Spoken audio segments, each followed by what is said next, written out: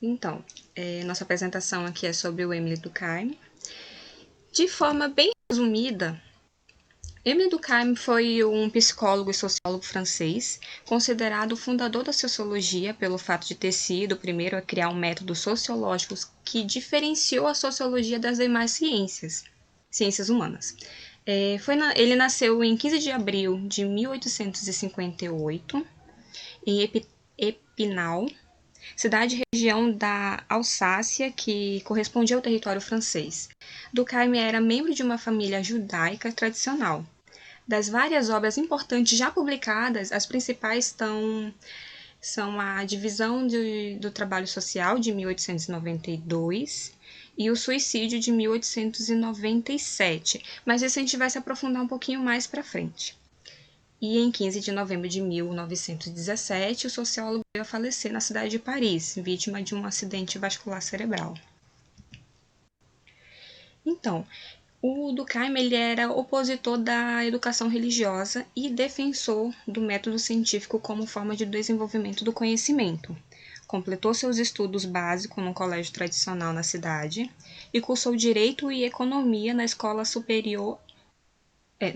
Normal Superior de Paris. Ele chegou a ser professor de filosofia na educação básica francesa, e entre 1885 e 1886, Durkheim realizou uma viagem de estudo na Alemanha, especializando-se em sociologia. Dentro da sociologia educacional, filiou-se à corrente denominada pedagogia social. Foi fortemente influenciado pelos métodos de psicologia experimental de Villevont, se eu não me engano. Segundo o sociólogo, as universidades e a educação básicas francesas precisavam de uma nova estrutura, pois elas estavam amplamente embasadas na literatura e na filosofia e pouco se importava com a ciência. Essa ideia de valorização da ciência esteve com ele em sua trajetória acadêmica pela sociologia, pois o teórico visava a criar um método sociológico e uma ciência humana que, de fato, tivesse o mesmo rigor das ciências naturais. Em 1887, Durkheim foi nomeado professor da primeira cadeira de Ciências Sociais associada à educação na Universidade de Bordeaux, e em 1896 fundou a revista L'Année Socialique, quando reuniu um eminente grupo de estudiosos. Envolveu-se em 3 temas políticos, que foi o caso de Dreyfus. Para quem não sabe, Dreyfus faz referência ao Alfred Dreyfus, que foi um oficial da artilharia francesa, onde em 1894 ele foi acusado e condenado por autotraição. No entanto, ele era inocente. Então, para quem tem curiosidade em saber um pouco mais sobre o caso, vale a pena pesquisar sobre ele. Envolveu-se também na Primeira Guerra Mundial, nos temas políticos e sociologia aplicada à educação. Sofreu um impacto forte com a Primeira Guerra.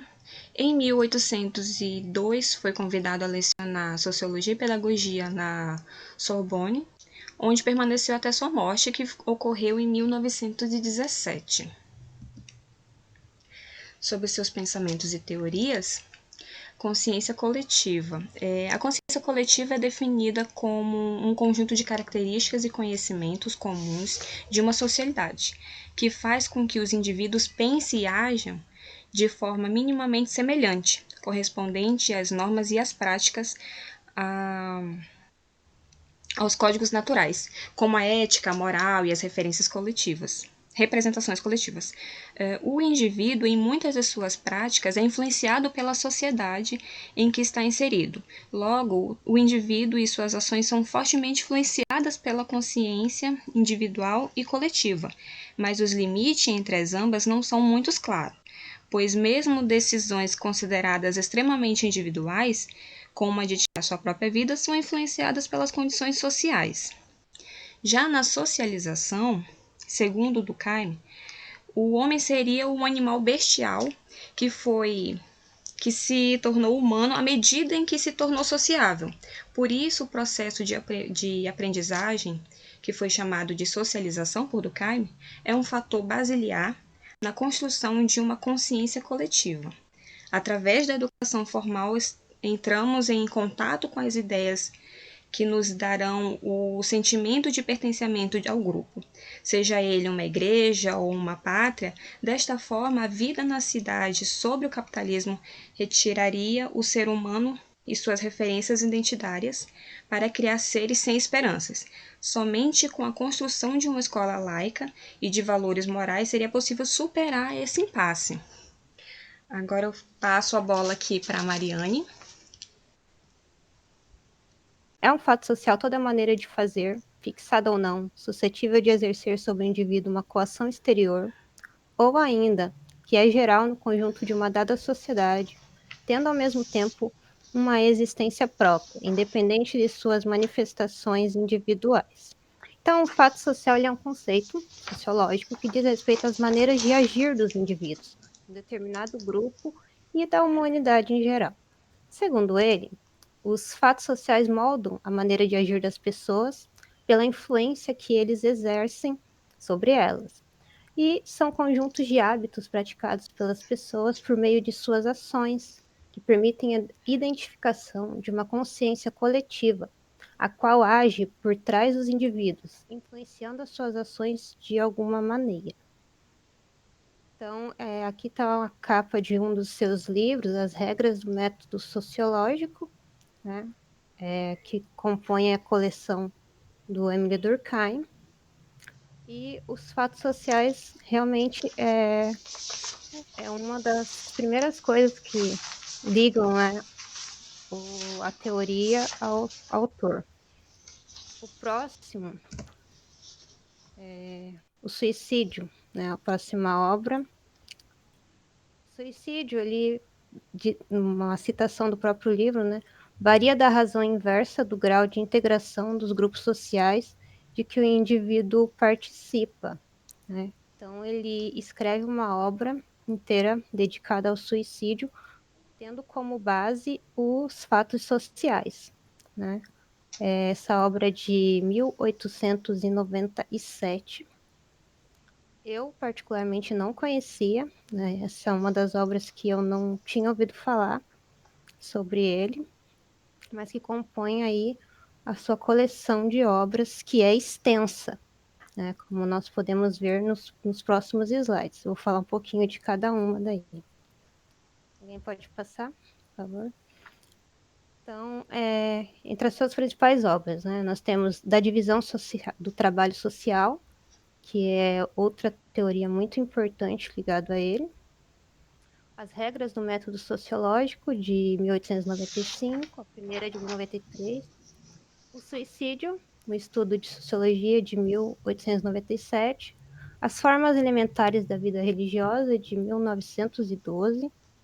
A educação e a sociologia, de 1922, é uma obra póstuma já. A educação moral, de 1925, também obra póstuma.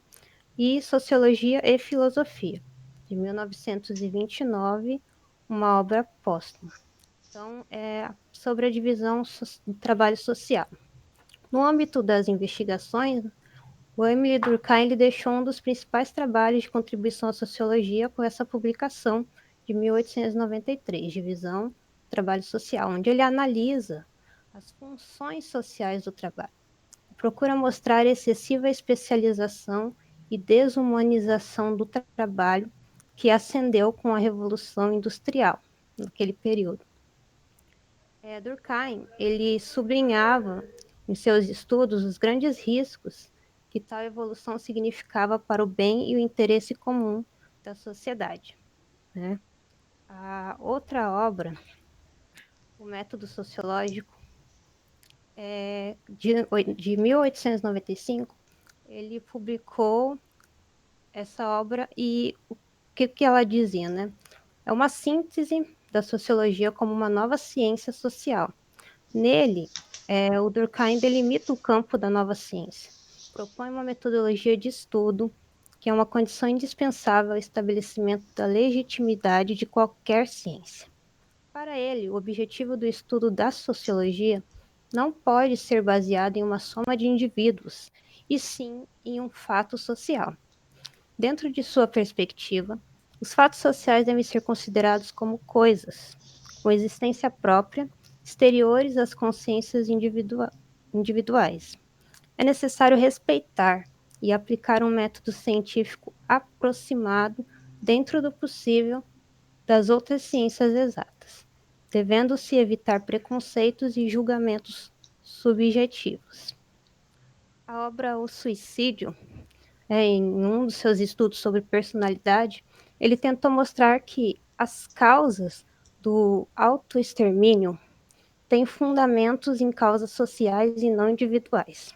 E descreveu 3 tipos de suicídio: o suicídio egoísta, aquele em que o indivíduo se afasta do conjunto dos outros seres humanos; o suicídio anômico, originado da crença de que todo um mundo social, com seus valores, normas e regras, desmoronam-se em torno de si; e o suicídio altruísta, realizado por extrema lealdade a uma causa, como é o caso dos kamikazes, por exemplo.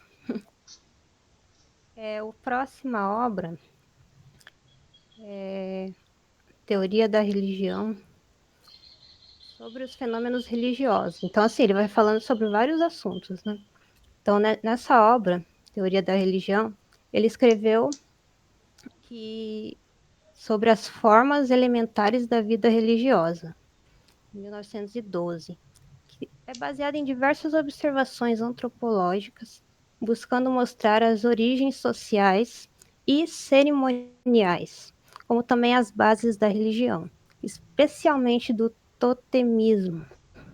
Afirmou que não existem religiões falsas, que todas são essencialmente sociais, e definiu religião como um sistema universal de crenças e práticas relativas às coisas sagradas, que unem os indivíduos que dela compartilham em uma única comunidade moral denominada Igreja. O Émile Durkheim, ele falece em Paris, na França, no dia 15 de novembro de 1917. Seus restos mortais eles se encontram no cemitério Montparnasse, em Paris. E em cada uma dessas obras, né, aborda as suas grandes teorias que ele deixou aí, né, para que nós possamos estudar. Qual foi a principal contribuição dele para a ciência? Né? São as suas próprias teorias e obras. Né?